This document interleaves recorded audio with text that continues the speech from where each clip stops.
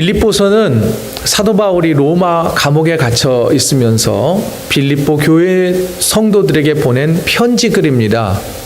빌립보서를 쓰게 된 이 배경과 목적에는 크게 두 가지가 있습니다.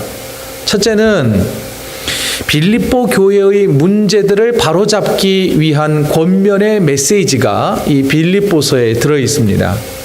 대표적인 사도 바울의 권면은 뭐였냐? 빌립보 교회 성도 여러분, 서로 다투지 말고 갈등하지 말고 분열하지 마시고 주님 안에서 하나 되십시오. 또한 앞으로 박해가 있을 거고 예수 믿는 것 때문에 힘들고 어려울지라도 주님 안에 머물므로 절대 기쁨을 잃어버리지 마십시오. 항상 기뻐하십시오 라고 하는 권면의 메시지가 첫째입니다. 또 한 가지는 뭐냐면 빌립보 교회 성도들이 선교 헌금을 모아서 에바브로디도 편으로 로마에 있는 자신에게 선교비를 보내왔습니다. 이 선교비를 받고 나니 너무나 감사했어요. 그래서 선교 헌금 감사히 잘 받았다고, 여러분들이 보내주신 선교 헌금이 나에게 큰 위로와 기쁨이 되었노라고, 마치 영수증을 써서 보내듯이 배달 사고 없이 에바브로디도가 나에게 선교 헌금 잘 전달해 주었습니다 라고 하는 두 가지의 의도를 가지고 빌립보서를 기록하게 된 것입니다.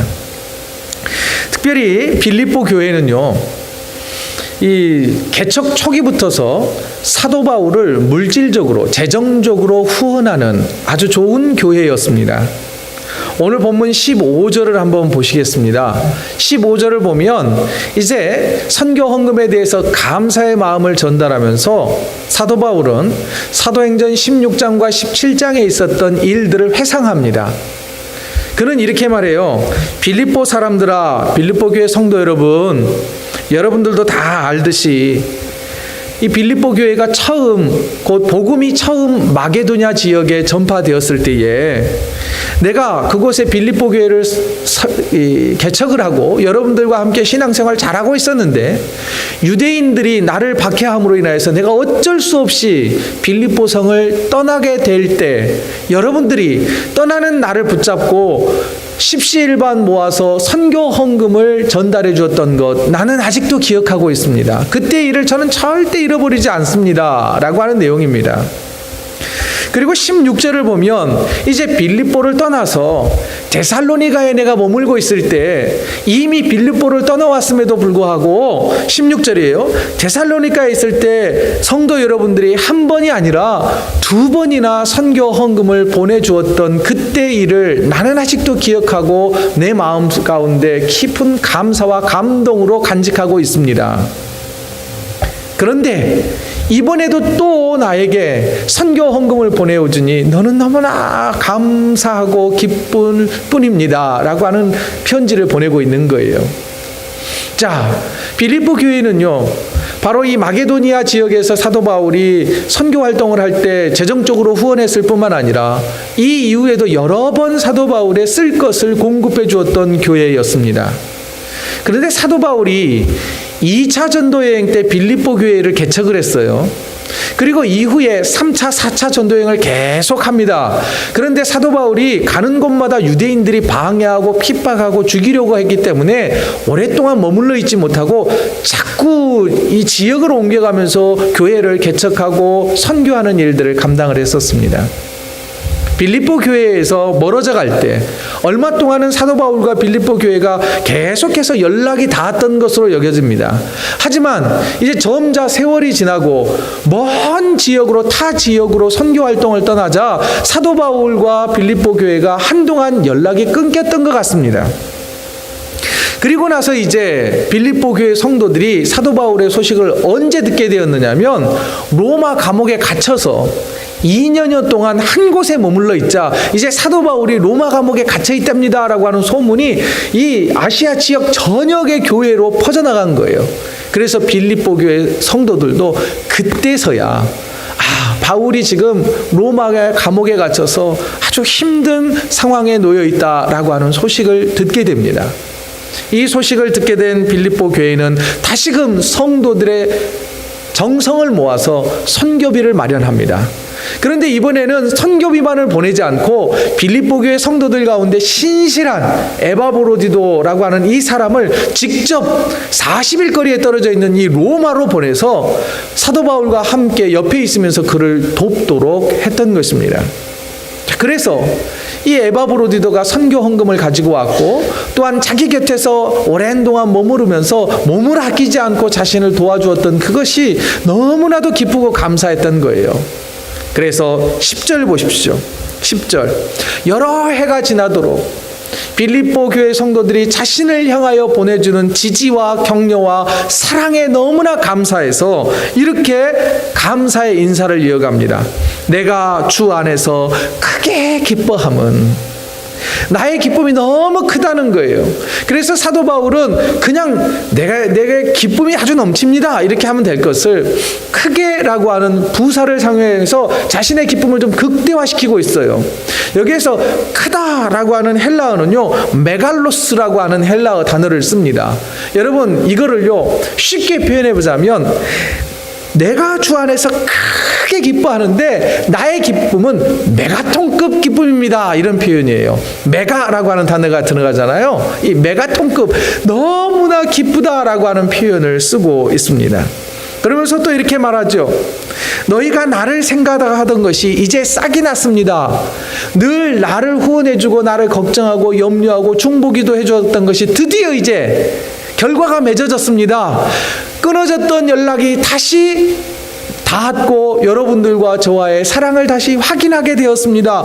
나는 잘 알고 있습니다. 빌립보 교회 성도 여러분들이 나에게 선교 헌금을 보내고 나에게 중보기도 하고 나를 사랑하고 있다는 이 소식을 전하기 위하여 여러 차례 기회를 찾았지만 지금까지 그 기회가 닿지 않았었는데, 이번 일을 통하여서 내가 감옥에 갇히자 여러분들이 나에게 소식을 전해오니 여러분들과 함께 연락이 닿아서 기쁘고, 또한 여전히 내가 여러분들에게 사랑받고 있다는 것이 기쁨이요, 성도 여러분들이 내가 오랫동안 떨어져 있었지만 여전히 예수 그리스도의 복음을 증거하는 선교하는 일에 동참하고 있다고 하는 것이 나에게는 무엇보다 기쁘고 감사합니다 라고 감사의 말을 적고 있는 것입니다.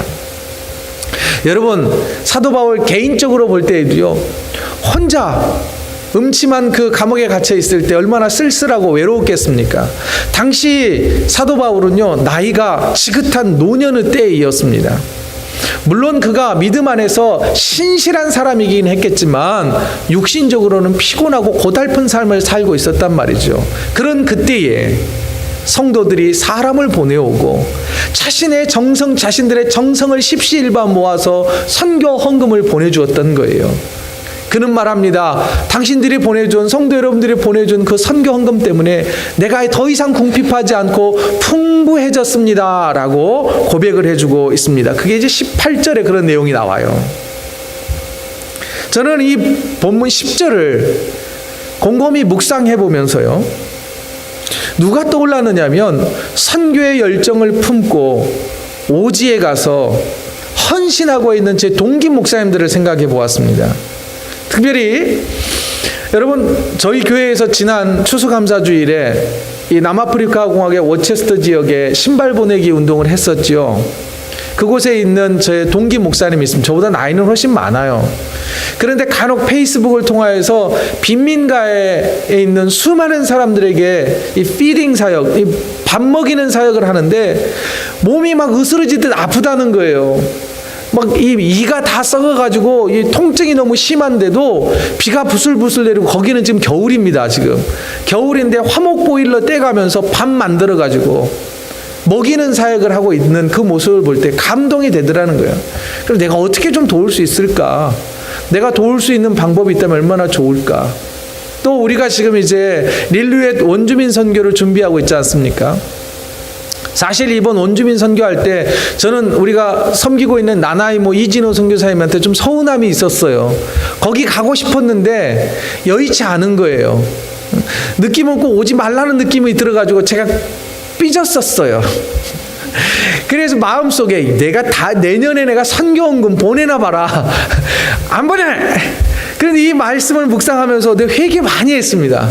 그래, 나는 도시 사는데 한국 음식 먹고 싶을 때 언제나 먹을 수 있는데 그 선교사님은 비록 거기도 도시이긴 하지만 외진 곳에서 어떻게든 원주민 한 명을 구원하기 위해서 애쓰고 힘쓰는데 혼자 있는 것도 아니고 어린 자녀들까지 다 데리고 헌신하는데 내가 그러면 안 되지. 참 내가 못됐다.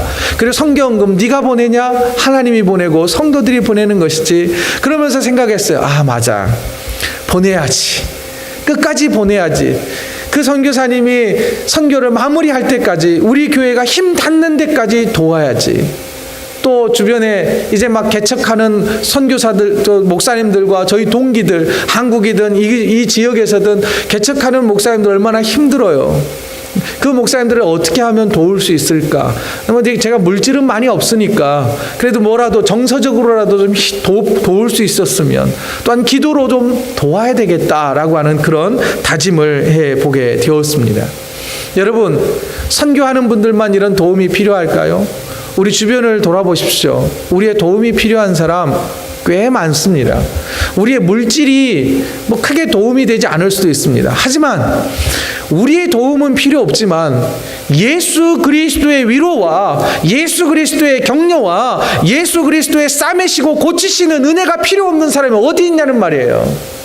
우리 모두 다 그런 위로가 필요하지 않습니까? 우리 모두 다에게 그런 격려가 필요하다는 거 아닙니까? 그때에 우리가 입술을 열어서 한마디 던져보자는 거예요. 옆 사람에게 한번 해주세요. 주님이 당신을 사랑하세요. 예. 주님이 당신을 사랑하십니다라고 하는 이 위로의 말을 한마디라도 전할 수 있다면 얼마나 좋을까. 돈 안 들이고도 할 수 있는 격려와 위로를 우리가 전하기로 다짐해보는 이 시간 되어지기를 원합니다. 사도 바울은요, 빌립보 교회 성도들이 보낸 이 후원과 또한 관심에 대해서 매우 기뻐하면서 감사를 하다가 아차 싶었던 것 같아요. 내가 이 편지글을 그대로 보냈다가는 오해가 있을 것 같다라고 하는 염려가 있었어요. 뭘 오해했을까요?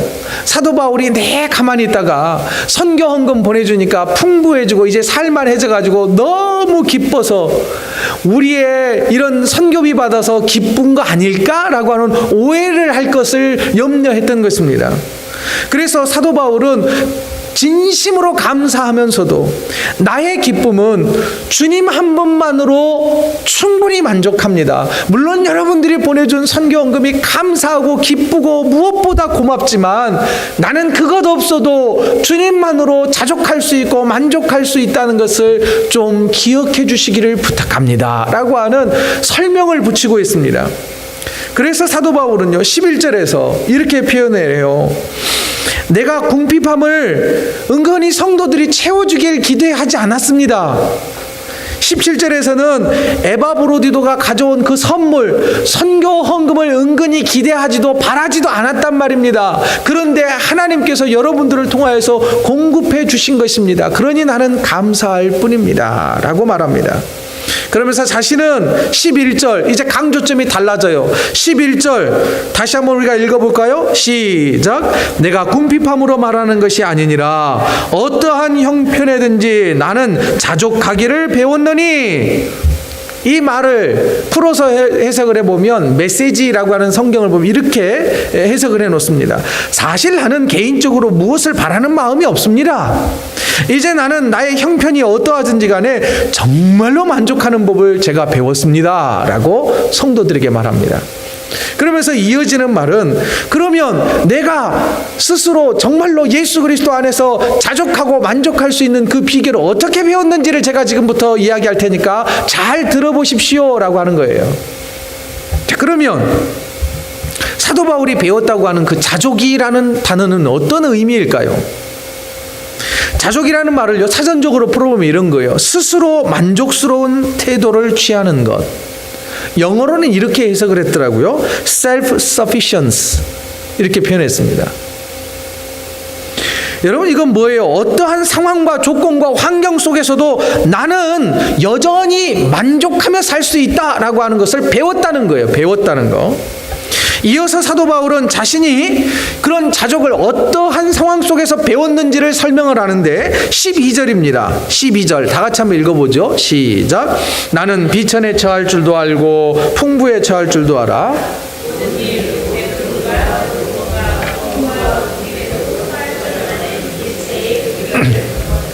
다시 메시지 성경으로 쉽게 해석을 한 걸 소개해 드립니다.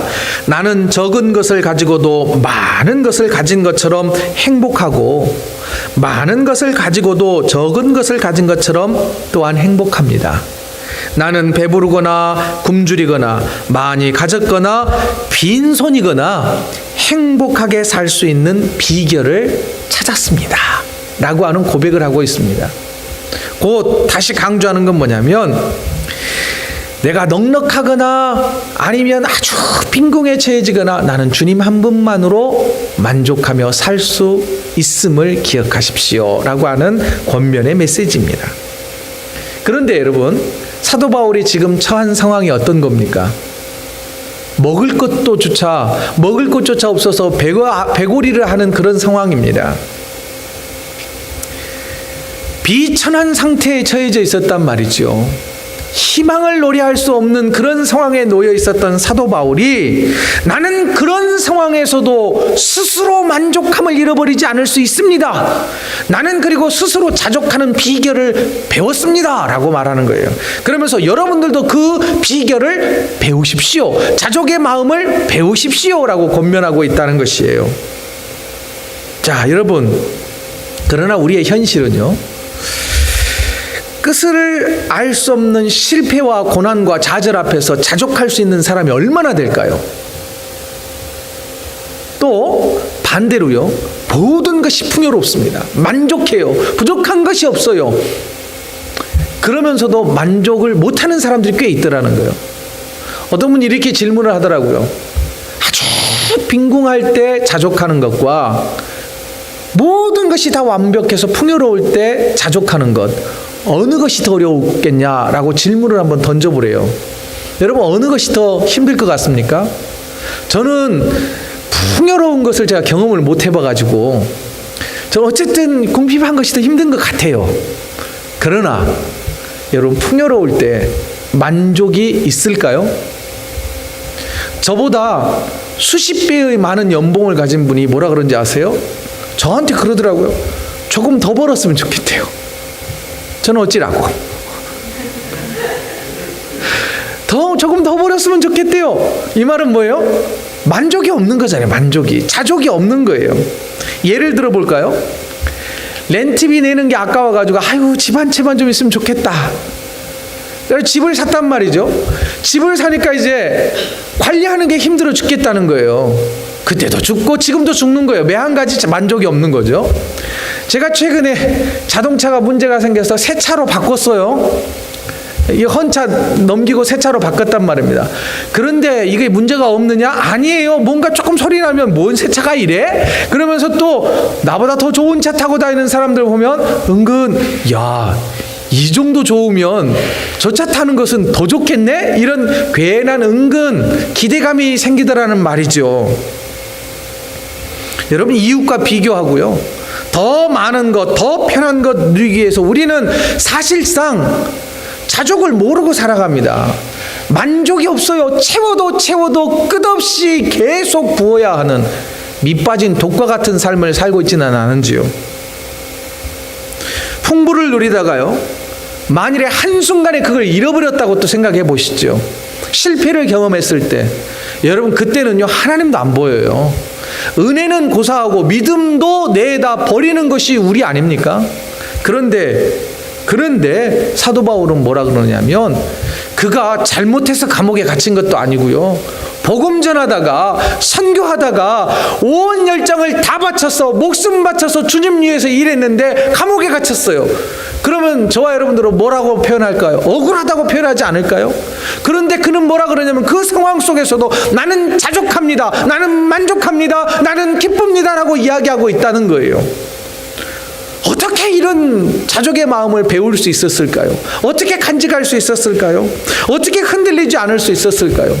이번뿐만이 아닙니다. 사도 바울은요, 몸소 자신이 어떤 상황 속에서도 만족하고 기쁨을 잃지 않았던 것을 그의 삶으로 우리에게 보여주었어요. 사도 바울이 빌립보 지역에 처음 갔을 때 사도행전 16장에 보면 에피소드가 잘 기록되어 있습니다. 그곳에서 열심히 복음을 전했어요. 그러다가 체포당합니다. 흠씩 두들겨 맞고 쇠고랑 차고 손발 다 묶여가지고 감옥에 갇혀 있어요. 날이 새면 목숨이 어떻게 될지 생사를 알지 못하는 빌립보 감옥에 갇혔단 말입니다. 그때 늦은 밤에 바울과 실라가 어떻게 했는지 우리는 알지 않습니까? 하나님을 찬양했어요. 기도했어요. 여러분, 형편없는 처지에 목숨이 위태로운 상황에 처해졌을 때 그가 보여준 삶의 태도는 뭐였느냐? 나는 믿음을 잃지 않았다는 거예요. 만족함과 기쁨을 잃지 않았다는 것을 우리에게 보여주고 있습니다. 사도 바울에게는요, 건강의 문제도 있었습니다. 혹자들은 눈병이 있었대요. 안질병이 있었다 이렇게 표현하기도 하고, 혹자들은 간질병이 있었다라고 말합니다. 건강 때문에 선교하는 일에 방해가 되었던 것 같아요. 몸이 자꾸 아프니까. 그래서 하나님 앞에 기도했어요. 하나님, 내 병 좀 고쳐주세요. 병 좀 고쳐주세요. 고린도후서 12장에 보면 3번이나 하나님 앞에 간절하게 기도했대요. 그런데 하나님의 응답은 어떻게 왔는지 아십니까? 내 은혜가 내게 족하도다. 이는 내 능력이 약한 데서 온전하여 짐이니라. 내 은혜가 내게 족하대요. 그때 사도 바울의 반응은 뭐였는지 아십니까?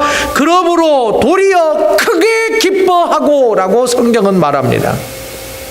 하나님이 나 병 고쳐주라고 그렇게 기도했는데 병을 고쳐주지 않으셨어요. 여전히 아파요. 괴로워요. 질병이 있어요. 그런데도 그는 자족했대요. 만족했대요. 감사했대요. 믿음이 식어지지 않았대요. 고린도후서 12장 9절 우리 다 같이 읽습니다. 시작. 나에게 이르시기를 내 은혜가 내게 족하도다. 이는 내 능력이 약한 데서 온전하여짐이라 하신지라. 그러므로 도리어 크게 기뻐함으로 나의 여러 약한 것들에 대하여 자랑하리니 이는 그리스도의 능력이 내게 머물게 하려 함이라.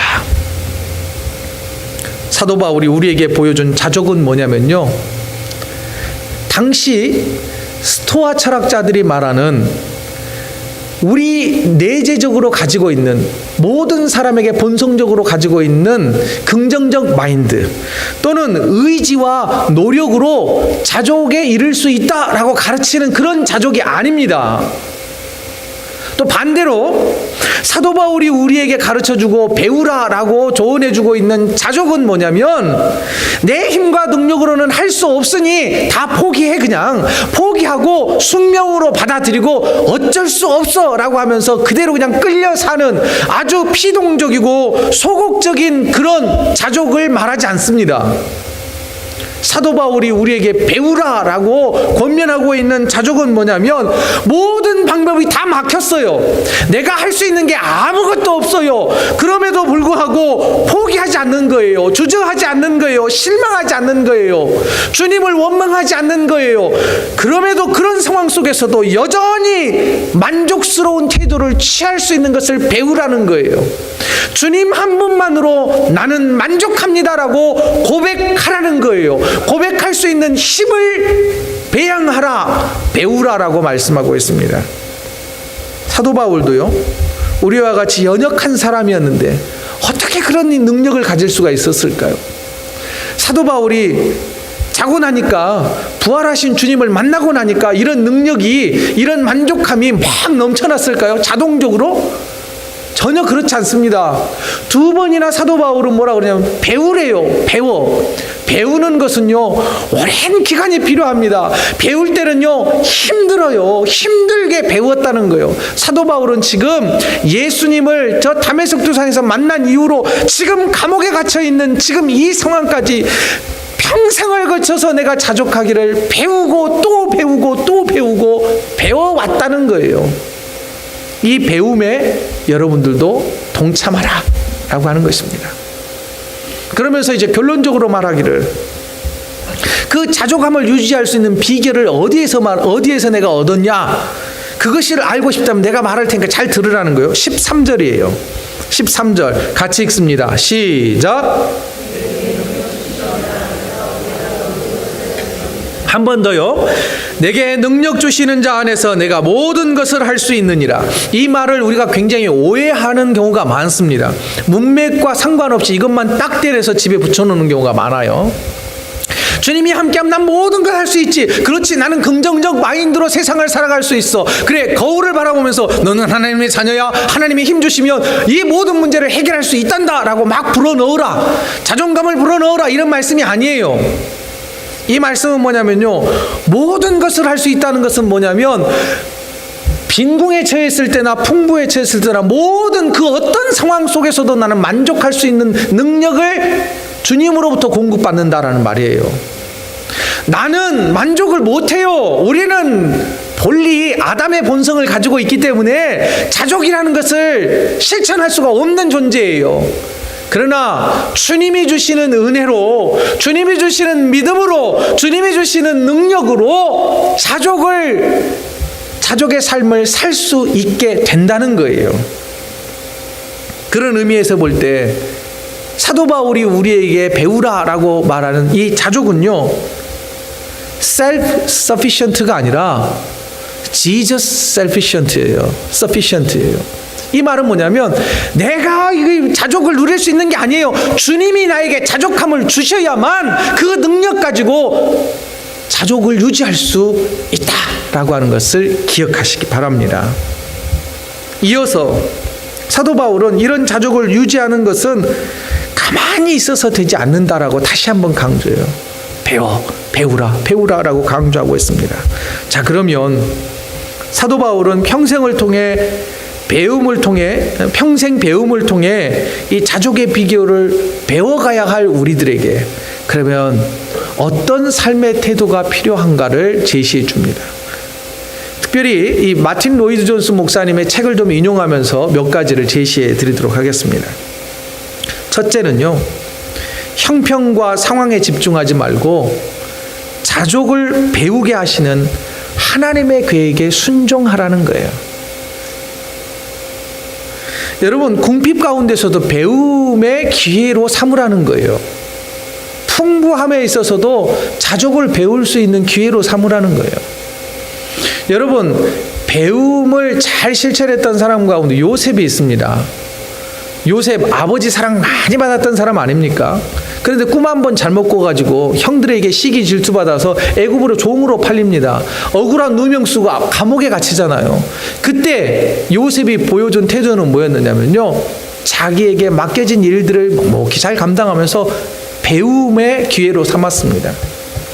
애굽의 경제를 배웠고요, 애굽의 법을 배웠습니다. 충분히 배우고 난 다음에 됐다 싶을 때 하나님께서는 그를 들어서 총리로 사용하셨다라는 것이죠.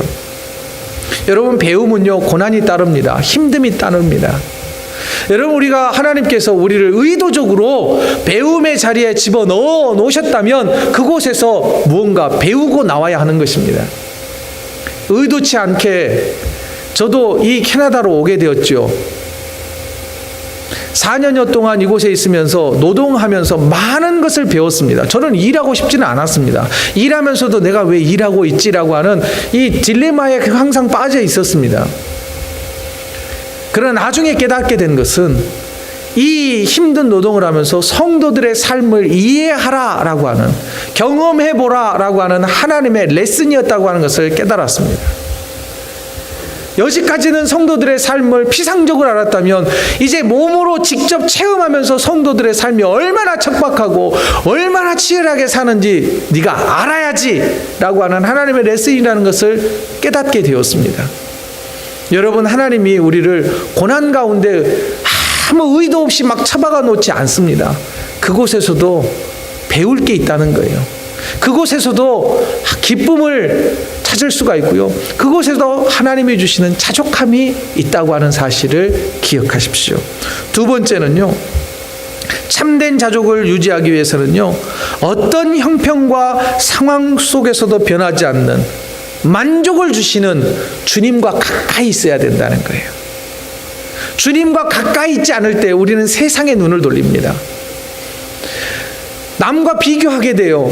그러나 주님이 내 앞에 계시고 주님과 함께 동행할 때 주님을 바라보면서 삶을 살아가면 그다지 세상에 눈을 돌리지 않게 되더라는 거예요.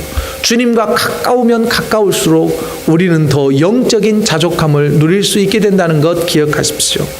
세 번째, 참된 만족과 자족은 조건에 있지 않습니다. 조건이 채워지면 만족할 것 같죠? 그렇지 않더라 이 말입니다.